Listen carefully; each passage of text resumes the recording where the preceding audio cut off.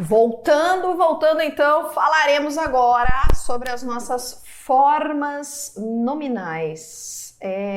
Afinal de contas, as formas nominais são bem cobradas em decorrência de tudo aquilo que elas conseguem fazer nas estruturas verbais, seja no aspecto da morfologia, seja no aspecto da sintaxe, nas orações reduzidas, construção de locução verbal, de tempo composto e tudo mais. Bom, vamos entender quem são elas e como elas se desdobram. Vamos com calma. Bom, então as nossas formas nominais, deixa eu pegar aqui minha canetinha, são infinitivo, gerúndio e particípio. O que nós temos aqui, ó, são chamadas de formas nominais dos verbos, pois além de valor verbal, podem exercer a função de nomes. Quais? Função de substantivo, função de adjetivo e função de advérbio. Então, as formas nominais, vamos pensar de uma seguinte maneira, antes de eu falar sobre cada uma delas. As formas nominais, elas apresentam essas duas características, ó. Além do valor verbal, podem exercer função de nome. Bati aqui a câmera. Pronto. Então, ó, além de valor verbal, exerce função de nome. Só que as nossas formas nominais, elas não sofrerão aquela flexão que nós temos dos verbos normais ali, do infinitivo, do indicativo, do subjuntivo. Não, elas apresentarão uma outra estrutura. Quer dizer o quê? Que eu não tenho conjugação para as formas nominais. Eu tenho infinitivo, gerúndio e particípio. No máximo, nós temos um particípio que quando está na voz passiva, acompanhando o verbo na voz passiva, ele concorda em gênero e em número, né? Foram encontradas as pessoas, foram encontrados os participantes, foi encontrada a carta, foi encontrado o documento. No máximo, é esse particípio que sofre essa pequena alteração. Mas uma coisa importante as formas nominais, de modo geral, elas não são conjugadas. Não tem, assim, aquela realização para as pessoas. Temos uma exceção para o infinitivo, mas calma que a gente já vai falar sobre isso daí, que é o tal do infinitivo pessoal, tá? Mas, de modo geral, a gente tem que pensar nisso, que elas não vão sofrer aquela flexão que nós temos a conjugação. Por exemplo, vamos o verbo pegar o gerúndio, falando. Eu falando, tu falandes, ele falande. Nós falandos não existe, não dá. É só falando, é só o gerúndio. Então as formas nominais, elas aparecem dessa maneira. Uma coisa importante para se dizer, vou até colocar aqui em cima, onde é que a gente vai ter essas formas nominais, principalmente? Nós temos nas chamadas locuções verbais, certo? As formas nominais aparecem nas locuções verbais, que são as locuções, o tempo composto e a voz passiva nessas construções. E as formas nominais, elas também podem aparecer sozinhas, quando nós estamos diante de orações ficou ruim, peraí. Quando nós estamos diante de orações reduzidas, elas também podem aparecer, certo? Ali nas nossas orações reduzidas. Então, são esses os lugares que nós temos. Vamos falar de cada uma e aí mostrar alguns exemplos na prática para você. Primeira forma nominal é o infinitivo, que pode ser de duas categorias. Ele pode ser pessoal ou impessoal. Este não é flexionável. Este qual? O impessoal a gente não flexiona. É a própria nomenclatura do verbo. Aquele, que é este pessoal, está ligado às pessoas do discurso e pode ser conjugado. Geralmente ele traz ideia de algo vago ou algo indefinido. Por exemplo, no pessoal, só forma as orações reduzidas. Amar eu, amares tu, amar ele, amarmos nós, amardes vós, amarem eles. Tá vendo? Amar o eu e amar o ele. Nós temos aqui aquela forma que parece ser do infinitivo impessoal, né? Mas não. Aqui ele está conjugado, ó. Para amar eu, para amares tu, para amar ele, para amarmos nós. Coloque a preposição para, que aí você consegue enxergar a estrutura. Para amar eu, para amares tu, para amar ele, é necessário. Por exemplo, esse infinitivo pessoal nas orações reduzidas apresenta aquela ideia, deixa eu até puxar aqui mais uma perninha, apresenta aquela ideia da oração com a ideia de finalidade, que é a preposição para seguida do infinitivo, né? Ó, para cantar bem, vírgula, precisamos praticar, tá vendo? Então, este para cantar bem traz ideia de finalidade, tá? Com a minha oração reduzida. Não tá? Ó, tem a preposição e o verbo na forma nominal, no infinitivo aqui. Para cantar bem, precisamos praticar. Então, essa é a ideia do nosso infinitivo. Ele pode aparecer, como eu falei, ó, nas orações reduzidas ou em locuções verbais. A forma impessoal geralmente aparece nas locuções verbais ou também nas orações reduzidas. Por exemplo, ó, amar, correr, partir, vender, sorrir, pôr. Como nas locuções verbais. Deixa eu ver se eu consigo colocar um espacinho aqui, ó. Locuções verbais. Pegar outra cor de caneta. Vai ficar um arco-íris isso, mas tudo bem. Locuções verbais. Puxa a perninha aqui. Ó. Ele começou a chorar. Tá vendo? Chorar. O que eu vou ter aqui? Vou pegar esse outro vermelho. Ó, chorar é o meu verbo no infinitivo, certo? A minha locução verbal é começar a chorar. Essa é a minha locução. Então, o infinitivo, pessoal, é o que apresenta aí, como a gente está vendo nessa explicação, ele é o que apresenta mais desdobramentos, mais funções aqui, né? Mais possibilidades. Por qual razão? Porque ele tem esse caráter, vamos pegar o marca-texto, ó. Porque ele tem essa diferença de pessoal e impessoal. No pessoal, ele vai se desdobrar, ele vai ser conjugado, aparece com múltiplas possibilidades. No impessoal, não, né? Seria ali nas nossas locuções ou até nas orações reduzidas também, ok? Então, temos mais desdobramentos para o infinitivo, que pode ser conjugado em uma dessas suas formas, que é a forma pessoal. Beleza. Mas ele é o mais... é um verbo primitivo. Deste verbo no infinitivo foram derivados os vários tempos e modos verbais. Por isso que ele traz essas peculiaridades.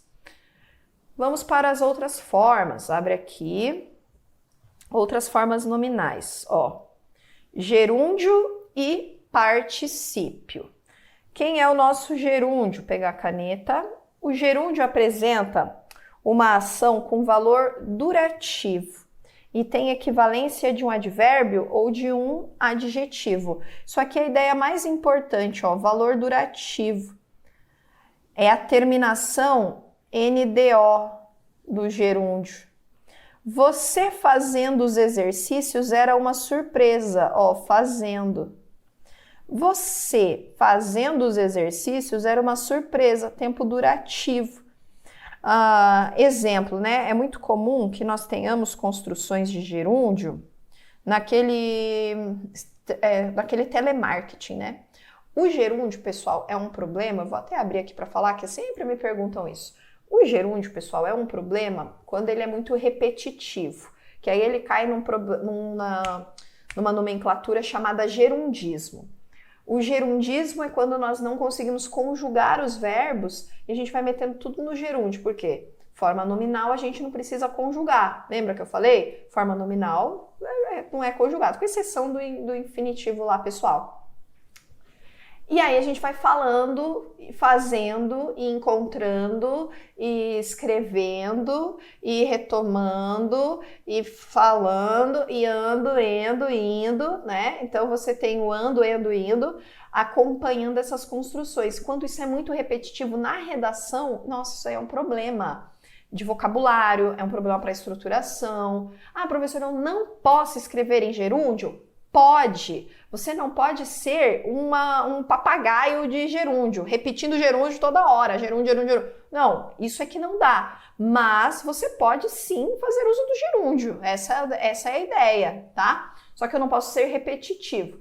Entender que o gerúndio tem essa ação durativa no tempo. É como se ele fosse ligado ao presente. Eu vou falar já sobre essas representações de tempo das formas nominais.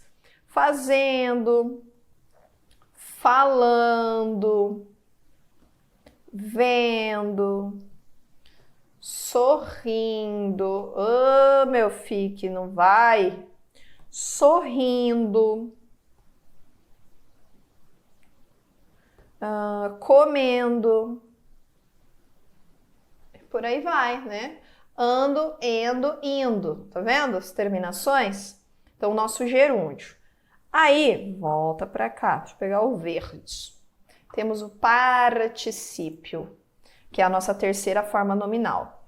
Forma que corresponde a um adjetivo e única que pode sofrer flexão de gênero e número em alguns casos, quando está ligado, como eu falei, à voz passiva. Merecem ser compradas as obras daquele pintor. Compradas. Por que compradas? Porque são elas as obras. As obras merecem ser compradas. Aqui eu tenho uma voz passiva analítica.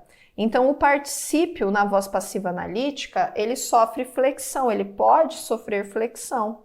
Por exemplo, os meninos foram encontrados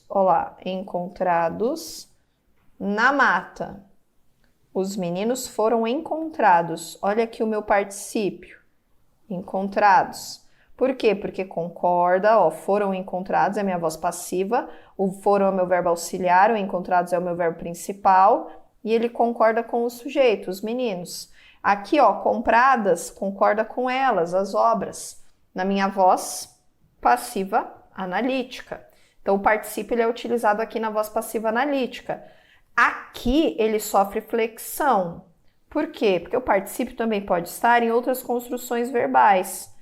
Ele tinha encontrado os meninos. Veja que aqui é o nosso próximo assunto, tá? A gente já vai falar disso. Aqui eu tenho encontrado, que é o meu particípio também, só que não concorda com meninos. Por quê? Porque aqui não é uma voz passiva analítica, aqui eu tenho um tempo composto nessa construção. Um tempo composto do verbo. A gente até agora estava falando de tempo simples, tá? Tudo que a gente falou foi de tempo simples. Agora a gente vai começar a falar de tempo composto, mas antes disso, temos que retomar o infinitivo, gerúndio e o particípio. Então vamos aqui comigo, antes da gente fazer alguns exercícios.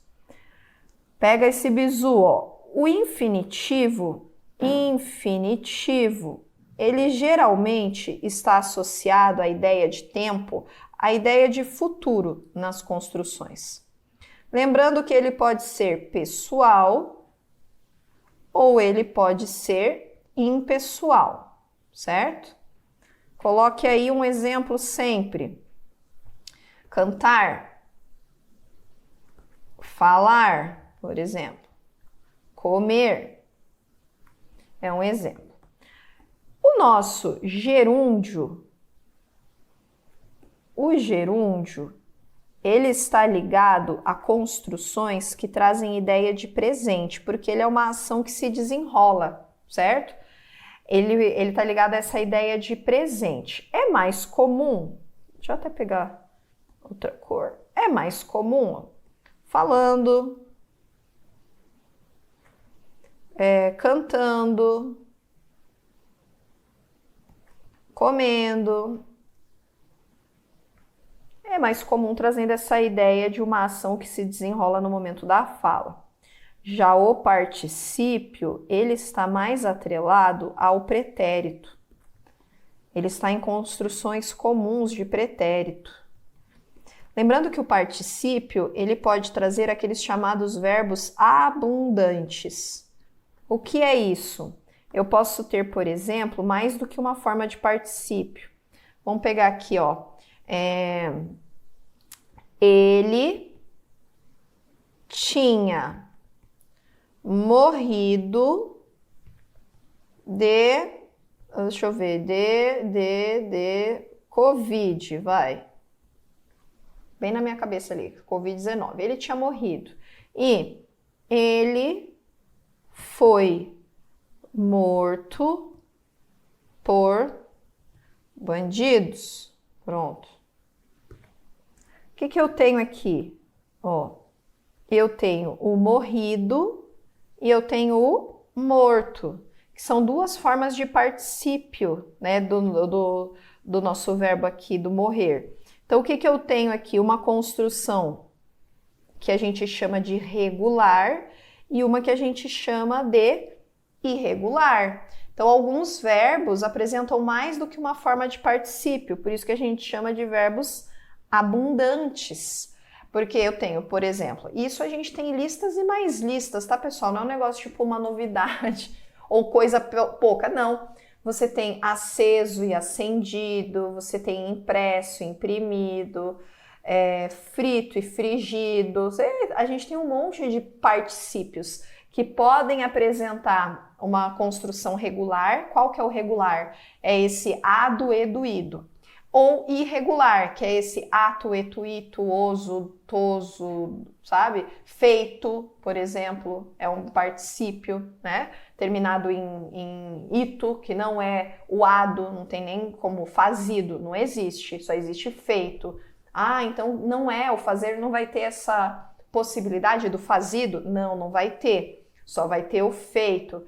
Ah, e eu também tenho o trago e o trazido, né? Não, só tem o trazido. O trago não existe. Eu tenho o chego e o chegado, né? Não, você só tem o chegado. O chego não existe. O chego e o trago só no presente. Eu chego, eu trago, beleza. Mas como particípios, não. Então, o que eu percebo aqui? O que a gente percebe?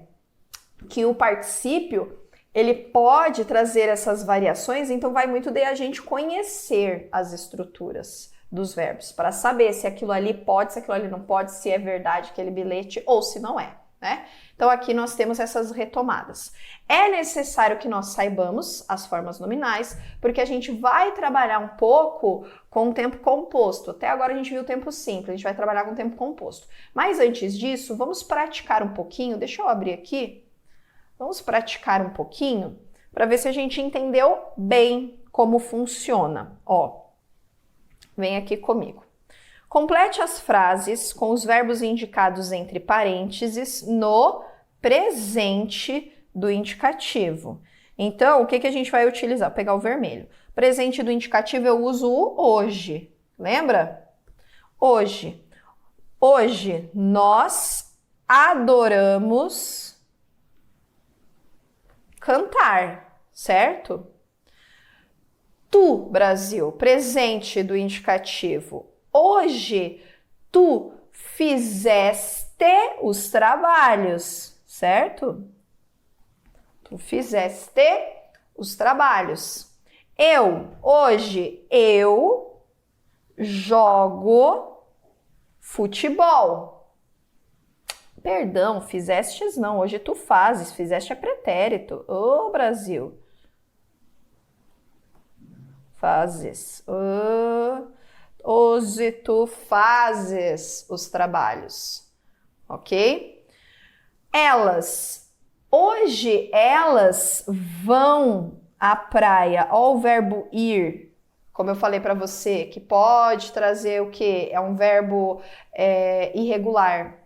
Então, ele não permanece aqui, ó, nem a base do verbo radical, muda tudo, né? Hoje elas vão à praia.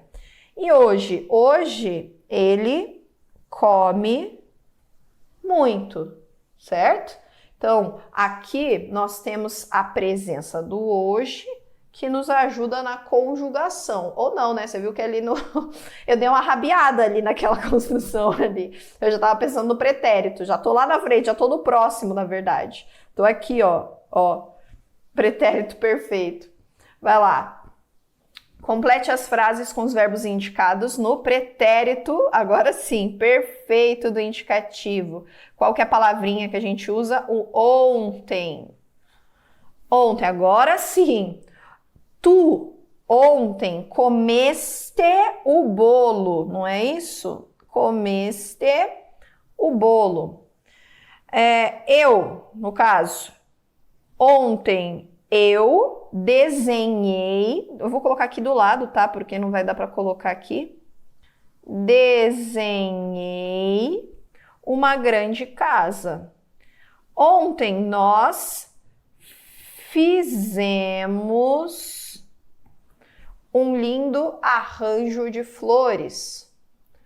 Ontem elas gostaram dos quadros. E por fim, ontem Maria recebeu toda a matéria, certo? Então aqui o uso do ontem nos ajuda nessas estruturas a fazer a conjugação correta, tá? Então a gente só tem que adaptar, porque ali tá tudo no infinitivo, né? Só precisa fazer a adaptação de cada um dos verbos. Então aqui nós tivemos o presente, o pretérito perfeito, certo? Agora, volta lá. Pretérito imperfeito. O pretérito imperfeito é aquele que a gente utiliza o antigamente, certo? É aquele que a gente usa o antigamente.